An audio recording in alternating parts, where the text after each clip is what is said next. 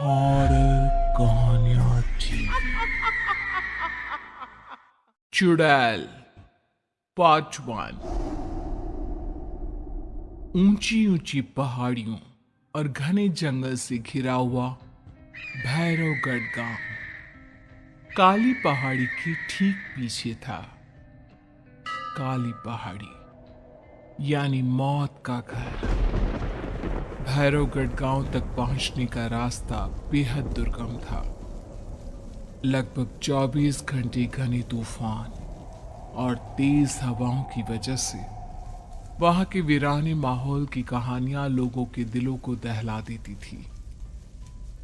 ऐसे बहुत कम लोग थे जो भैरवगढ़ गांव तक जाने की हिम्मत करते थे। लोगों का कहना था कि इस गांव के आसपास बुरी आत्माओं का साया मंडराता है।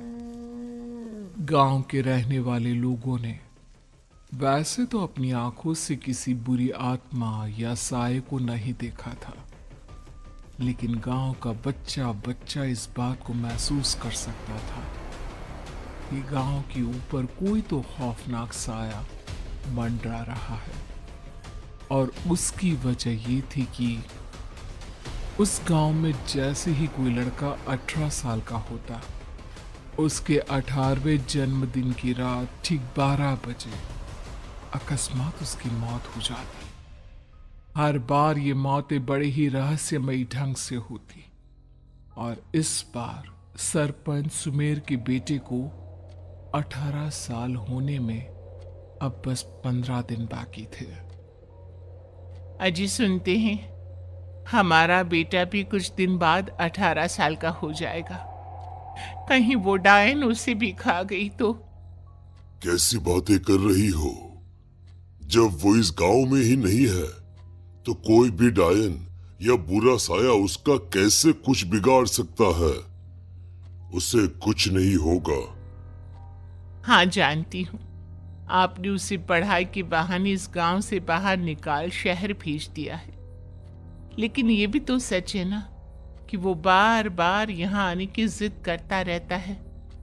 वो चाहे कितनी भी जिद कर ले जानकी, पर मैं उससे इस गांव में कभी वापस नहीं आने दूंगा। मैं नहीं चाहता कि गांव के दूसरे लड़कों की तरह मेरे बेटे की भी अजीबोगरीब ढंग से मौत हो जाए। कभी कभी तो लगता है कि हम सब गांव वालों को हिम्मत करके अपने गांव को इस बुरी आत्मा से छुड़वा लेना चाहिए। लेकिन कौन जानता है आखिर वो खतरनाक साया किसका है? वो काली आत्मा कौन है जो रातों रात हमारे गांव के लड़कों को निगल जाती है? सुमेर और जानकी जब ये सारी बातें कर रहे थे तब रात के लगभग 10 बज चुके थे और हर रात की तरह भैरवगढ़ गांव एक भयानक काले तूफान की आगोश में था।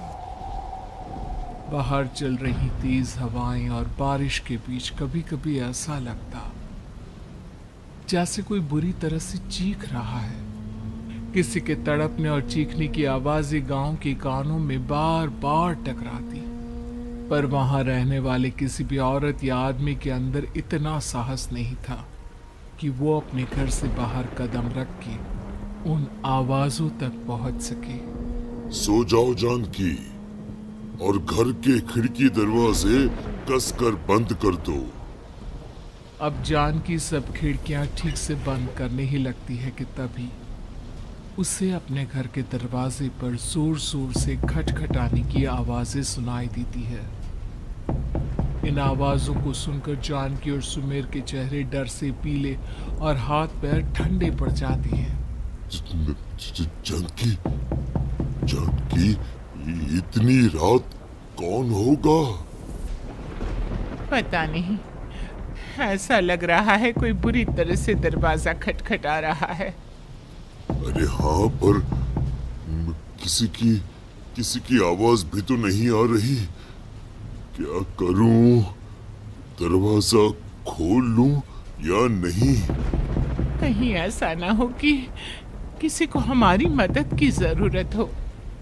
लड़खड़ाते कदमों से सुमेर दरवाजे के करीब जाता है और अपने कान को दरवाजे पर रख धीरे से आवाज देते हुए पूछता है, कौन कौन है?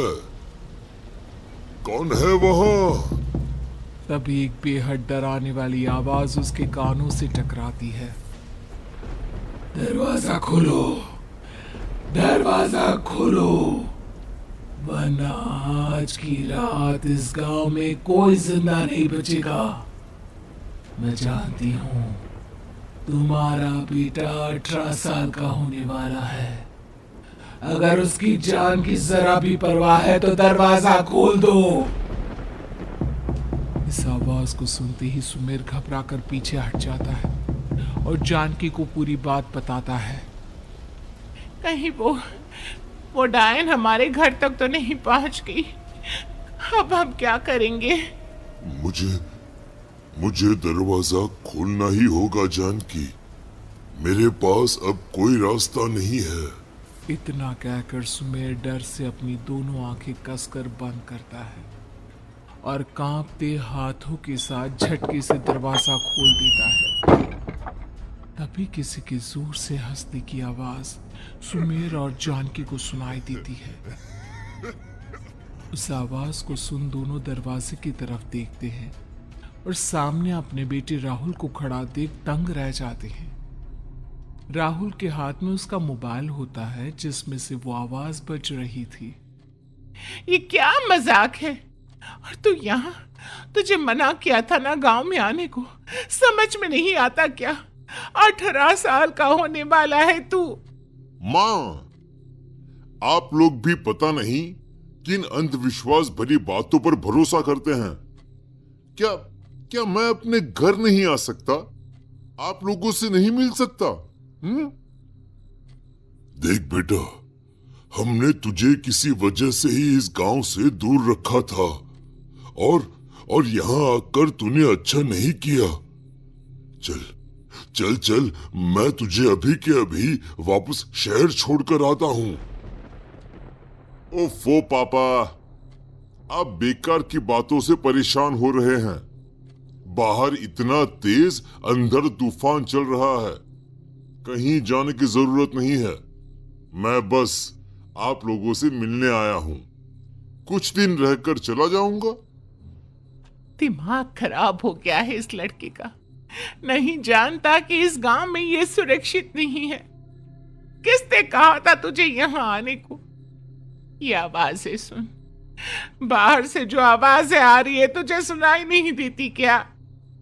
अरे माँ, जब जोर से तूफान चलता है, तेज हवाएं चलती हैं, तो इसी तरह की आवाजें आती हैं। ये बहुत नॉर्मल है माँ। नॉर्मल होगी तेरे लिए बेटा। 4 दिन शहर में पढ़कर आया है तो अपने माँ बाप की बात नहीं मान सकता।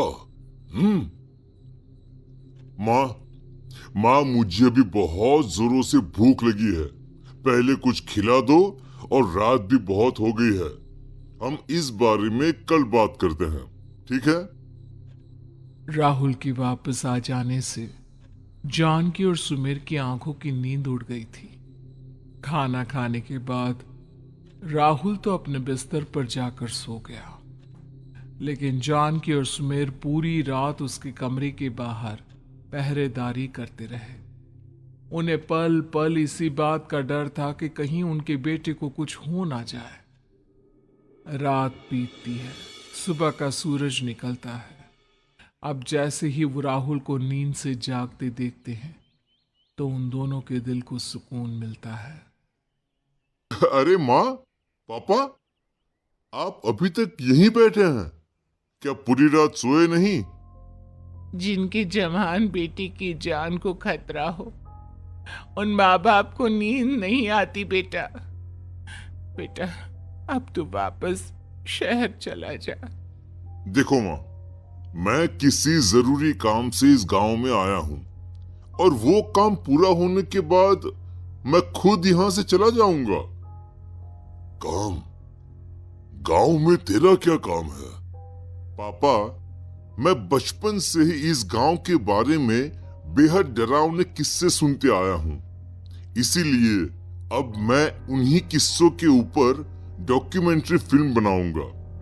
रिसर्च करना चाहता हूं कि आखिर सच्चाई है क्या। हे भगवान, लो जी, सुन लिया, और भेजो इसे पढ़ने के लिए शहर। मैंने आपसे पहले ही कहा था, मेरी बहन के पास दूसरे गांव भेज दो।